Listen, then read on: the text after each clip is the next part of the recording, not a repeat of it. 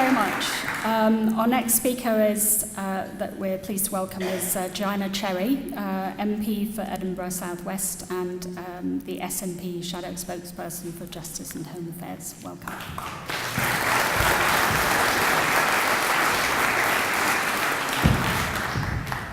Well, thank you very much, ladies and gentlemen, for inviting me to speak here today. I'm absolutely delighted to be here on behalf of the Scottish National Party. We like to think that we've played a big part in the fight for your rights at Parliament so far, and we certainly intend to continue to do so.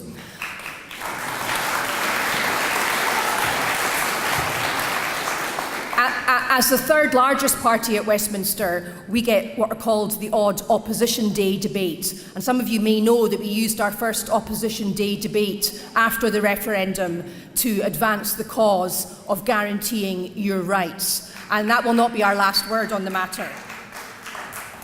I think what's really tragic about the way in which the EU referendum was conducted and the way in which the British government approaches its immigration policy is that the policy making is not evidence-based. And this is a massive issue.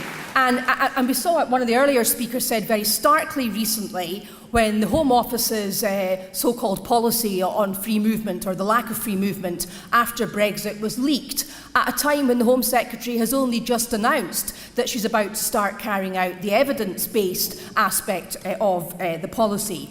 So we're going to be fighting very hard to have evidence-based immigration policy in the UK. Now, people sometimes say to me that as an SNP MP it's easy for me because Scotland voted to remain by 62% and the City of Edinburgh, part of which I represent, voted to remain by 75%.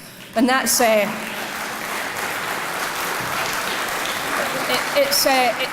It's something of which I'm very proud, and I think it does make it easier for me than from some of our earlier speakers to stand up and speak for your rights. But it's also an easy thing to do because it's the right thing to do. And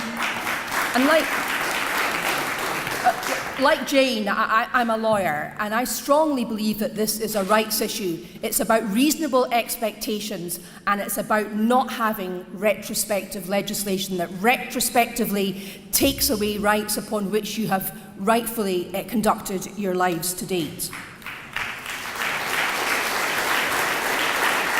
Now, in Scotland, we recognise that our EU citizens make an enormous contribution to our economy.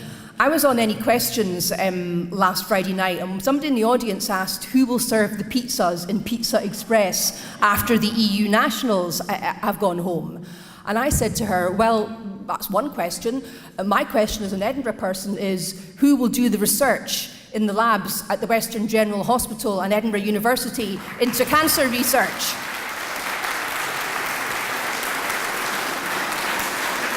So, we need to recognise that EU nationals are making an immense contribution across all strata of our society. And I'm very happy to tell you that the Scottish Government, my SNP colleagues in the Scottish Government recognise that. And at the same time as the UK made their rather mealy-mouthed offer to you, we brought out our own paper on protecting EU citizens' rights, and you can access that on the Scottish Government website.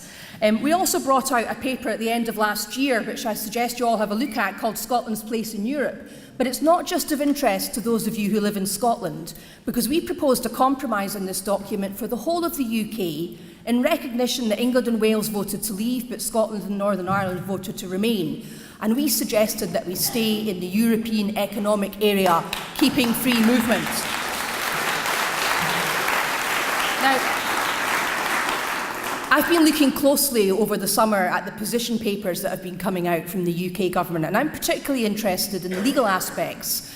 And I detected in the document about the European Court of Justice and the document on civil justice cooperation a very definite, albeit hesitant and cloaked move by the British government towards the idea of the European Economic Area. And that's perhaps something that cross-party some of us can coalesce around once the EU withdrawal bill starts to get at least a degree of the scrutiny it deserves on the floor of the House.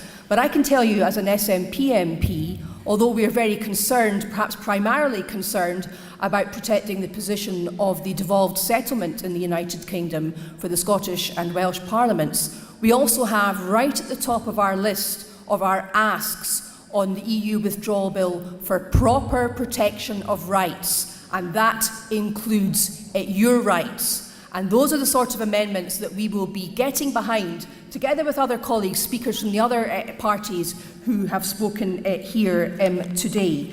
So what I can assure you is that, unlike the British government, the Scottish government is listening to EU citizens and indeed UK citizens abroad. And I'm a member of the Exiting the EU Select Committee. I was in the last Parliament and I'm in it again. And one of the points I made in the Westminster Hall debate yesterday afternoon about the rights of UK citizens in the EU 27 was that when your representatives came to speak to us at the Exiting the EU Select Committee last year, you said what you wanted the British government to do was to give a unilateral and absolute guarantee of the rights of EU citizens living here, in the hope that the UK, having caused the problem, if we make a generous gesture, then the EU 27 will follow suit. And I still wish to advance that argument in Parliament.